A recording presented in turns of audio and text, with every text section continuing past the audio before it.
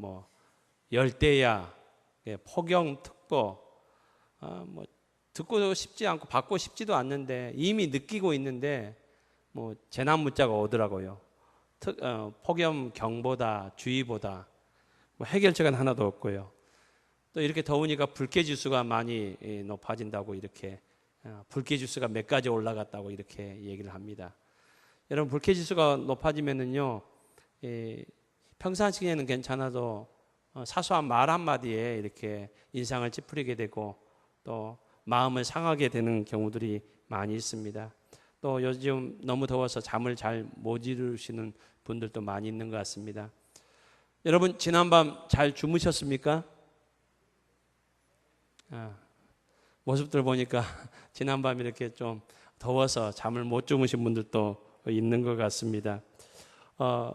더우니까 좀 여러 가지 좀 이렇게 안 좋은 일들도 있고 하는데 저도 강단에 올라와 보니까 알았어요. 여러분 제가 좀 변했죠? 관심 좀 가져주세요. 안경테가 바뀌었잖아요. 안경테. 이 안경테는 제가 어떤 때 쓰는 안경인지 아십니까? 가까이 있는 거 보기 위한 제 서재에서 보는 안경이거든요. 멀리 보는 안경은 따로 있어요. 그래서 저 뒤에 있는 분들이 누가 왔는지 잘 보여야 되는데 지금 이렇게 쓰니까 지금 뒤에 누가 이렇게 앉아 있는데 잘 그렇게 사람은 있는데 얼굴이 좀 흐릿하네요. 오늘따라 우리 집사람 얼굴이 예뻐 보이기도 하고 잘 안 보이니까요. 제가 이게 잘못 끼고 왔어요. 이 안경을 끼고 와서는 안 되는데 오늘 본문에서 예수님께서 이렇게 말씀하며 따라합시다. 기뻐하고 즐거워하라. 여러분 예수님께 기뻐하고 즐거워하라 이렇게 우리에게 말씀하시고 명령하세요. 그렇다면은 우리가 기뻐하고 즐거워하기 위해서는 그냥 기뻐하고 즐거워할 수는 없잖아요. 예수님께 기뻐하고 즐거워하라고 한다고 우리가 기뻐하고 즐거워합니까? 잘 그렇게 쉽게 되지 않잖아요. 무엇인가 이 상황이 바뀌어야 되고 환경이 바뀌어야 되잖아요. 만약에 우리가 기뻐하고 즐거워하기 위해서는 예수님께서 오늘 월계교회 참석한 모든 성도들에게 선물을 예배 마치고 선물을 하나씩 주세요. 그 선물은 무엇인가 하니까 예수님께서 주시는 천국산 에어컨. 이 에어컨은요 하루 종일 틀어도 전기비가 안 들어요. 평수와 관계없이 놓으면은 모든 방안이 곳곳이 시원해요. 여러분 이 에어컨을 주신다고 이렇게 딱 한다면은 여러분 어쩌겠습니까? 기뻐하고 즐거워하겠죠. 기쁨이 넘치겠죠.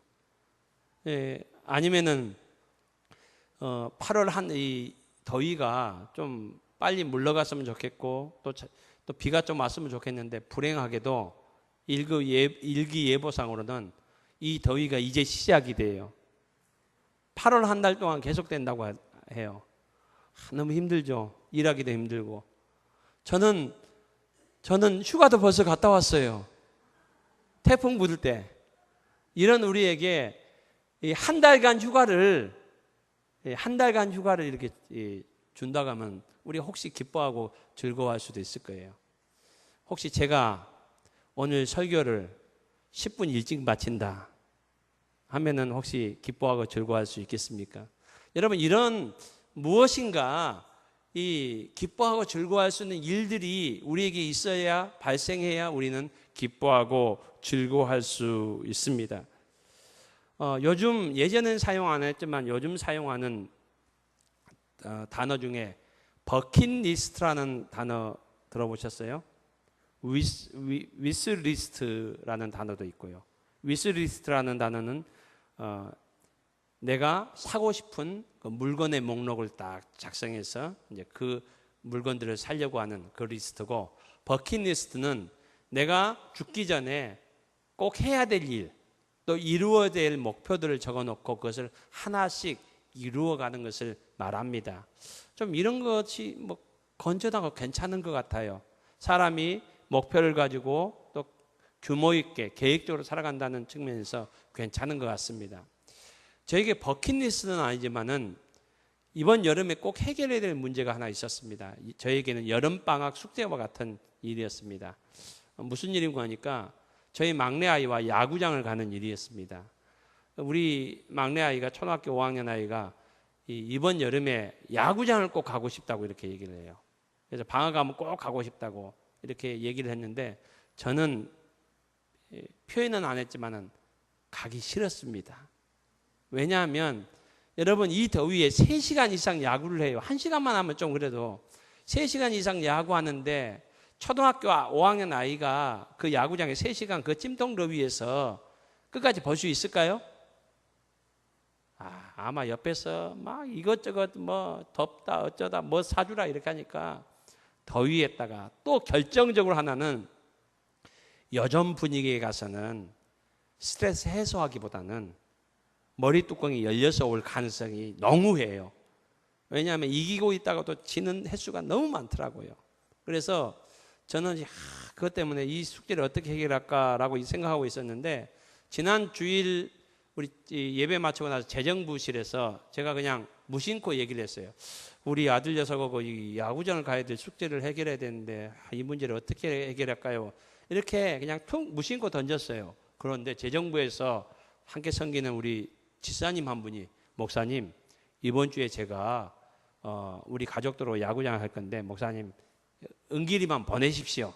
제가 데리고 갔다 올게요. 너무 마음이 편해지더라고요. 또 그 아이 자녀들 중에 우리 은길이가 좋아하는 형이 있어요. 그러니까 제가 안 가다고 해도 충분할 것 같아요. 그래서 아이한테 얘기하니까 간다고 하더라고요. 그래서 보냈어요. 걱정이 많았습니다. 3시간 다 힘들었을 줄 알고. 갔다 와서 제가 물었어요. 힘들었지, 더웠지? 이렇게 물어봤더만은 이 아이가 아빠 너무 행복했어요. 너무 즐거웠어요. 우리가 이겼어요.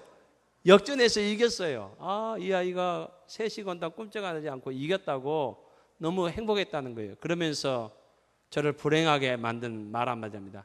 아빠 또 한 번 가고 싶어요. 저는 해결됐다고 생각했는데 또 가고 싶다는 겁니다. 여러분 찜통더위 했잖아요. 지난 금요일이었거든요. 금요일도 더웠잖아요. 무지 더웠어요. 그런데 이 아이가 이 야구가 이기니까 그게 즐거웠던 것 같아요. 제가 보니까 1시간도 집중을 하지 못했던 애가 3시간 동안 집중하면서 그 야구를 봤다는 거예요. 이런 집중력만 가지면 공부도 잘할 것 같아요. 여러분 이 무엇인가 기쁨의 이 상황과 요소가 있으니까 애가 찜통더위도 이겨내고 또 견뎌낼 수 있었던 겁니다. 여러분 예수님께서는 우리에게 말씀하십니다. 기뻐하고 즐거워하라. 여러분 예수님께서는 우리에게 우리가 기뻐하고 즐거워할 만한 어떤 선물과 어떤 기쁨을 준비하고 우리에게 주시려고 하고 있습니까? 그 내용이 도대체 무엇입니까? 여러분 오늘 우리나라 이 한글 성경에는 이렇게 3절부터 계속적으로 8가지 복이 나옵니다. 나오면서 문장은 이렇게 소개됩니다. 복이 있나니, 복이 있나니. 이러면 복이 있나니라고 이렇게 되어 있지만은 원래 헬라어 원문은 이 순서가 좀 바뀌어 있습니다.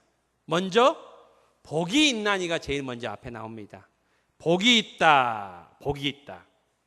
행복하다, 다른 말로 하면 행복하다. 그러니까 어떻게 시작하는 거 하니까 복이 있다, 그리고 또 행복하다라고 이렇게 시작합니다. 여러분 복이 있다, 행복하다라고 주님께서 이렇게 말씀하시는 것은 주님의 선언입니다. 어떤 의미가 있는 거 하니까 여러분 창세기에 보면은 창세기 1장에 보면 하나님께서 세상을 태초에 천지를 창조하셨습니다. 그리고 하나님께서 말씀하십니다. 빛이 있으라 라고 하시니까 어떻게 되었습니까? 빛이 있었고. 여러분 이런 의미입니다. 예수님께서 행복하다, 복이 있다 이렇게 말씀하십니다. 누구에게요? 하나님의 백성들에게. 그러면 여러분 복이 있을 수도 있고 없을 수도 있다는 겁니까? 아닙니다. 예수님께서 복이 있다 이렇게 선하시면은 복이 있는 겁니다. 여러분 우리 옆에 분들에게 이렇게 축복할 수 있기를 바랍니다. 복이 있습니다. 행복합니다. 여러분, 왜 복이 있고 왜 행복합니까? 예수님 이렇게 선언하시고 말씀하시고 이렇게 말씀을 이어가고 계십니다. 여러분, 오늘 내용을 보면은 이런 내용이 나옵니다. 예수님께서 복이 있다라고 말씀하셨는데, 그리고 우리 기뻐하고 즐거워하라고 이렇게 명령하셨는데, 그 내용들은 가난하다는 겁니다. 애통하다는 겁니다. 줄인다는 겁니다. 목마르다는 겁니다. 박해를 받는다는 겁니다. 욕을 얻어먹는다는 겁니다.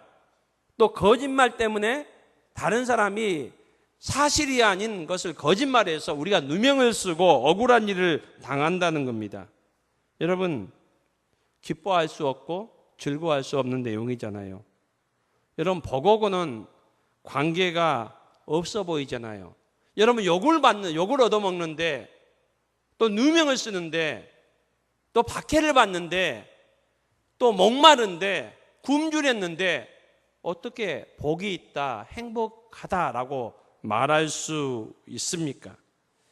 여러분, 오늘 예수님께서 말씀하시는 이 팔복의 내용을 쭉 보면은, 이 내용은 이 예수님께 복에 대해서 말씀하시고 행복에 대해서 말씀하시는데, 이 복과 행복은 우리의 외적인 그런 상황과 상태와 관계가 없는 것을 말씀하고 있습니다. 우리는 생각할 때 복이 있다, 행복하다, 기쁘고 즐겁다 할 때, 여러분, 자녀들이 100점을 맞았다거나, 또 집을 더 큰 평수로 옮겼다거나, 우리 남편이 승진을 했다거나, 어떤 어려운 시험에 합격을 했다거나, 이럴 때 복이 있다고 하잖아요. 행복하다 그러잖아요. 또 연약한 몸이 또 완전히 회복되었다거나, 이럴 때 우리가 기쁘다, 즐겁다고 이렇게 얘기를 하잖아요. 이건 외적인 상황입니다. 상태를 말합니다. 그런데 이것과 관련지어서 예수님께서 말씀하고 있지 않습니다. 예수님께서 우리가 생각하는 복은, 행복은 이것과 관련이 있습니다. 무엇인가를 우리가 소유하고 누리고 우리가 갖게 되었을 때 복이 있다, 행복하다고 우리는 생각을 하는데, 예수님께서는 그렇게 말씀하시지 않습니다. 여전히 우리의 질병은 고쳐지지 않았습니다. 우리의 문제는 해결되지 않았습니다. 이것과 상관없이 예수님께서는 복에 대해서 말씀하시고 행복에 대해서 말씀하십니다. 찌는 듯한 무더위는 계속된다 할지라도 예수님께서는 복이 있다, 행복하다 이렇게 말씀하십니다. 여러분, 오늘 말씀해 보면은 심령이 가난함, 애통함, 온유함, 의에 줄이고 목마름, 긍휼히 여김, 마음이 청결함, 이 모든 것들은 외적인 상태나 외적인 조건과 관련이 있는 말들이 아닙니다. 우리의 마음에 관련된 용어들입니다. 예수님께서는 이렇게 말씀하시는 겁니다. 복은, 행복은 마음에 있는 것이지 외적인 환경에 있는 것이 아니다라고 이렇게 말씀하고 있습니다. 여러분, 여기서 복이 있다, 행복하다라는 이 헬라어 단어는 한번 따라했으면 좋겠습니다. 마카리오스. 예, 마카리오스는 복이 있다라는 단어입니다. 이 마카리오스라는 헬라어 단어가 우리 이 한글에는 복이 있다라고 번역되어 있지만, 영어 성경에는 블레시드라는 단어로 번역되어 있습니다. 블레시드. 여러분, 블레시드, 복이 있다라는 이 단어가 원래 어떤 단어에서 온 줄 아십니까? 블레싱, 축복이라는 단어가 어떤 어원에서 이렇게 오게 된, 그러니까 이 단어들이, 축복이라는 단어, 복이 있다는 단어가 어떤 단어와 관계 있는 거 하니까, 여러분, 블리드라는 피를 흘리다는 단어와 관련이 있습니다. 축복이라는 단어가 피를 흘리다는 단어와 관계 있어요. 이 축복이라는 단어, 블레싱, 축복이라는 단어가, 이 단어가 어디에서 왔는지 그 어원을 찾아가다 보면은 피의 제사라는 그런 단어와 관련이 있습니다. 여러분, 구약 성경에 보면은 이런 내용입니다. 구약 성경에 보면 제사장들이 하나님 앞에 제사를 드릴 때 짐승을 죽이잖아요. 피를 흘리고 제사를 드리는 그 내용, 그것이 바로 축복과 복과 관련이 있다는 겁니다.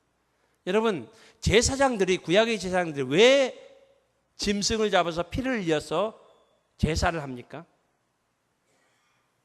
하나님의 백성들이 하나님 앞에, 죄 없으신 하나님 앞에 그냥 나갈 수 없습니다. 그냥 나갔다간 죽습니다. 거룩하신 하나님 앞에.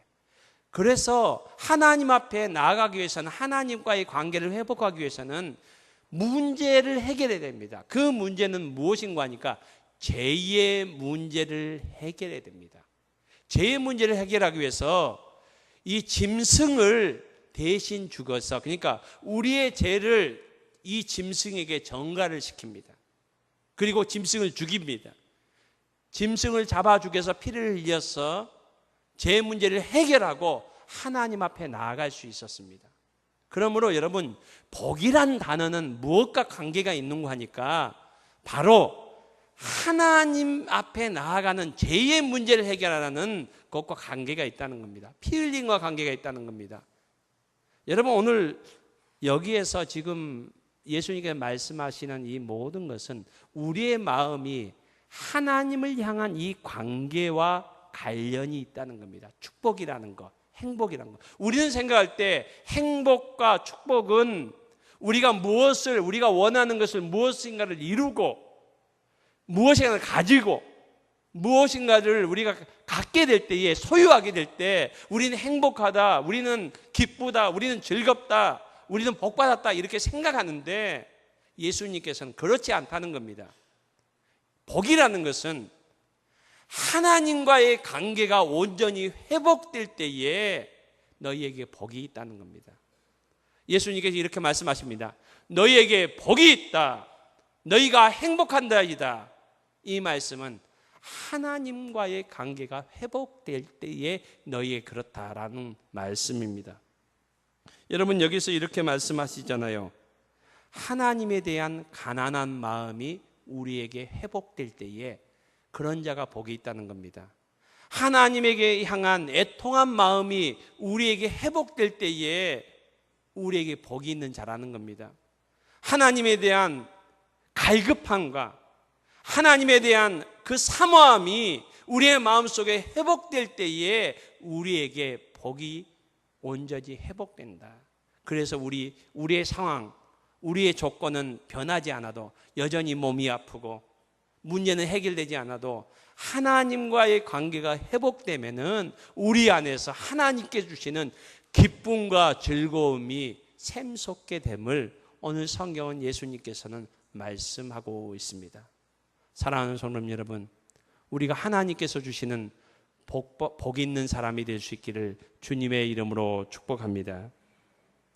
그래서 예수님께서는, 하나님께서는 이 죄의 문제를, 우리가 복 있는 사람이 되게 하기 위해서 죄의 문제를 해결하기 위해서 예수님을 이 땅에 보내셨습니다. 성경은 말씀합니다. 예수님께서 온 인류의 죄의 문제를 해결하기 위해서 화목제물이 되셨다. 화목제물이 되었다는 겁니다. 죄 때문에 하나님과 우리는 원수되었는데 관계가 회복되지 않습니다. 그렇지만 예수님께서는 하나님과 우리의 관계를 화해시키기 위해서, 화목제물이 되시기 위해서 십자가에서 죽으셨고, 십자가의 보혈의 피로 말미암아 이제는 더 이상 짐승을 하나님께 잡아서 제사 드릴 필요 없이 예수 그리스도의 보혈의 피로 말미암아 우리와 하나님의 관계가 회복되었다라고 이렇게 말씀하고 있습니다. 하나님께서는 우리에게 하나님의 놀라운 복을 주시기를 원하십니다. 하나님은 우리에게 이렇게 선포하십니다. 너희는 하나님의 복된 자다, 너희는 하나님의 행복한 자이다 라고 이렇게 선포하십니다. 여러분, 저와 여러분이 복 있는 사람으로 살 수 있는 저와 여러분이 될 수 있기를 소망합니다. 그래서 예수님을 보내주셨습니다. 그렇다면 우리는 복 있는 사람이 됐는데 그러면 이것으로 그냥 끝난다는 겁니까? 그렇지 않습니다. 복 받은 사람들이 행해야 될 삶이 있습니다.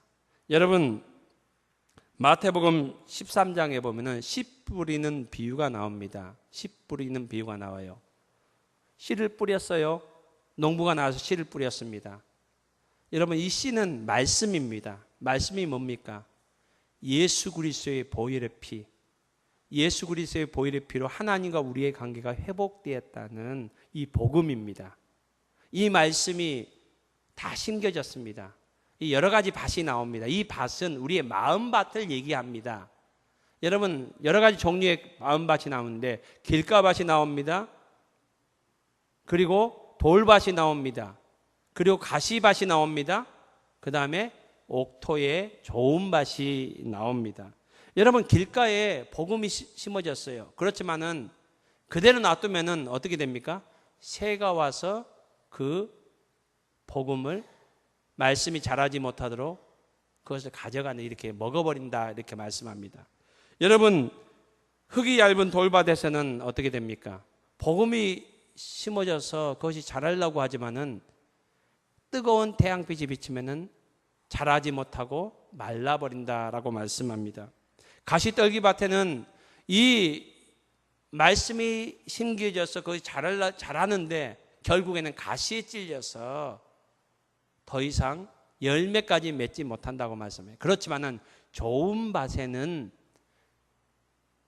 그 말씀이 심겨져서 잘 자라서 30배, 60배의 풍성한 열매를 맺는다라고 이렇게 말씀하고 있습니다. 여러분, 이 밭들은 오늘 우리의 마음밭을 얘기하고 있습니다. 여러분, 하나님에 대한 갈급한 마음, 가난한 마음, 하나님에 대한 애통한 마음, 하나님의 은혜에 대한 줄이고 목마른 마음이 우리 안에서 회복되지 않으면은 아무리 하나님께서 우리에게 은혜의 말씀을 주셔도 그 말씀의 은혜가 우리 안에서 자랄 수 없고 열매 맺을 수 없음을 말씀해 주고 있습니다. 하나님께서 우리에게 놀라운 축복의 길을 우리에게 보여주셨지만은 우리의 구원의 선물을 주셨어요. 우리 하나님의 구원받은 백성입니다. 그러면은 구원받은 백성이면은 오늘 예수님께서 말씀하시는 것처럼 복이 있다, 너희는 행복하다, 하나님과 우리의 관계가 바르게 돼야 됩니다. 그러기 위해서는 구원받은 자로서 날마다 하나님에 대한 갈급함과 목마름과 하나님을 향한 우리의 열정들이 회복돼야 됩니다. 그러지 않으면 어떻습니까?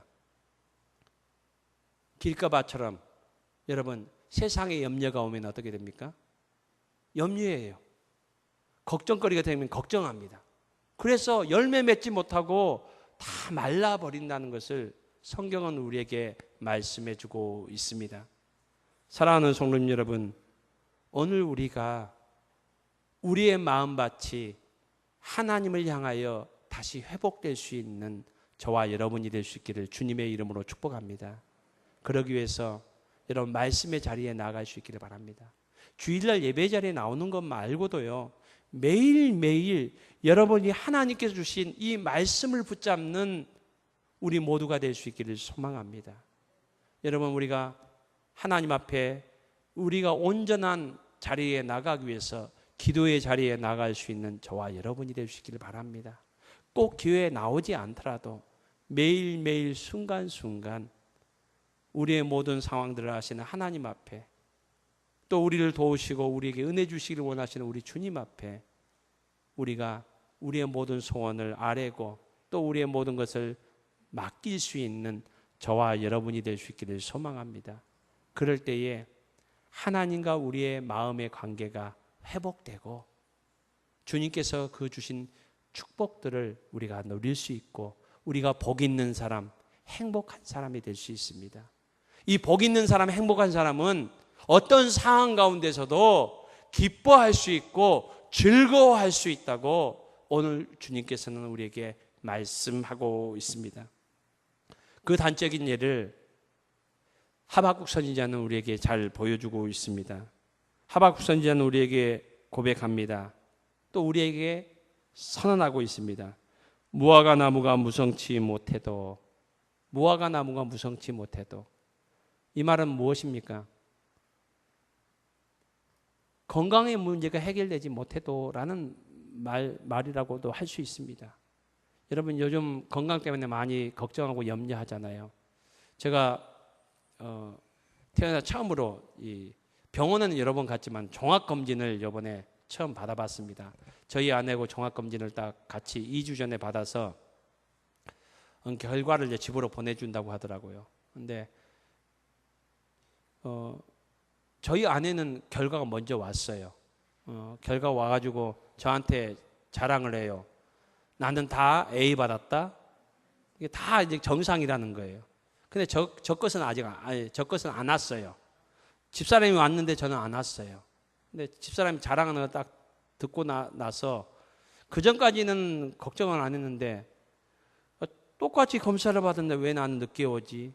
그때부터 혹시 기침이 좀 나던데 혹시 내 폐에, 여러분 깊게 고민한 것은 아니지만 잠깐 그런 걱정들이 들더라고요. 여러분 그렇지만은 그 다음 날 왔어요. 집사람처럼 다 A는 아니지만은 그래서 사는데 지장이 없다고는 왔더라고요. 여러분 요즘 걱정에 대한 염려들이 많이 있습니다. 몸에 질병이 한두 가지씩 있는 분들 많이 있잖아요. 그런 분들은 그 문제가 해결됐으면 좋겠다 이렇게 말합니다. 그렇지만은 하박국 선지자는 말합니다. 무화과 나무가 무성치 못해도 해결되지 않았다는 겁니다. 포도나무에 열매가 없어도 여러분 물질 때문에 염려하고 걱정하는 경우들이 많이 있잖아요. 좀 물질의 풍족함, 또 물질의 또 어려움이 또 해결됐으면 좋겠다 이런 소원이 있잖아요. 그런데 포도나무에 열매가 없다는 것은 물질의 문제가 여전히 해결되지 않았다는 겁니다. 감람나무에 소출이 없어도 여러분 자녀들 때문에 여러분 걱정 많이 하잖아요. 옛날에는 대학만 보내면 되는 줄 알았는데 여러분 대학 보내다고 끝나는 거 아니잖아요. 결혼시켜야 되고 결혼시킨다고 끝나는 거 아니고요. 여러분의 자녀들 요새 취업 문제로 얼마나 고민이 많습니까? 여러분 그런데 감나무에 소출이 없다. 자녀들의 문제가 해결되지 않았다는 겁니다. 바다에 먹을 것이 없다. 그리고 우리의 양이 없다. 외양간에 소가 없다. 하박국 선지자의 고백은 모든 문제들이 다 막히고 모든 문제들이 여전히 해결되지 않은 상황입니다. 그럼에도 불구하고 하박국 선지자는 이렇게 고백합니다. 나는 즐거워한다. 나는 기뻐한다. 오늘 예수님께서 너희는 기뻐하고 즐거워하라고 이렇게 명령하셨는데 하박국 선지자가 말하고 있습니다. 고백합니다. 나는 즐거워한다. 나는 기뻐한다. 모든 문제들이 외적인 문제도 해결되지 않았습니다. 걱정하고 염려하고 고민해야 되는 그런 상황입니다. 그런 상황 가운데서도 하박국 선지자는 나는 기뻐한다. 나는 즐거워한다. 여러분 이 하박국 선지자의 고백이 믿음의 고백이 저와 여러분의 믿음의 고백이 될 수 있기를 소망합니다. 하박국 선지자는 어떻게 문제가 해결되지 않았는데 기뻐하고 즐거워할 수 있습니까? 예수님의 명령대로 어떻게 기뻐하고 즐거워할 수 있습니까? 하박국 선지자는 이렇게 얘기합니다. 나는 여호와로 말미암아 즐거워하며 나는 구원의 하나님으로 인하여 기뻐한다. 하나님으로 인해서 모든 외적인 문제는 해결되지 않았지만 하나님과의 관계는 회복되었다는 겁니다. 하나님에 대한 가난함이 있었고 하나님에 대한 영적인 주림과 목마름이 그 안에 하박국 선지자 안에 있기 때문에 하나님과의 영적인 관계가 회복되니까 세상이 줄 수 없는 그 안에 기쁨과 즐거움이 샘솟은 겁니다. 여전히 고민거리가 있고 염려거리가 있고 기도의 제목이 응답받지 못했음에도 불구하고 하나님으로 인해서 기뻐하고 즐거워하는 믿음의 하박국 선지자의 고백을 오늘 우리는 듣게 됩니다. 여러분 이 고백이 오늘 저와 여러분의 고백이 될 수 있기를 주님의 이름으로 축복합니다. 저와 여러분이 마카리오스, 복 있는 사람, 행복한 사람, 하나님으로 인해서 하나님을 향한 갈급함과 하나님으로 인한 목마름을 말미암아 하나님께서 주시는 기쁨과 즐거움이 다시 회복되는 저와 여러분의 복된 삶이 될 수 있기를 주님의 이름으로 축복합니다. 우리 함께 찬송가 191장을 찬양하겠습니다.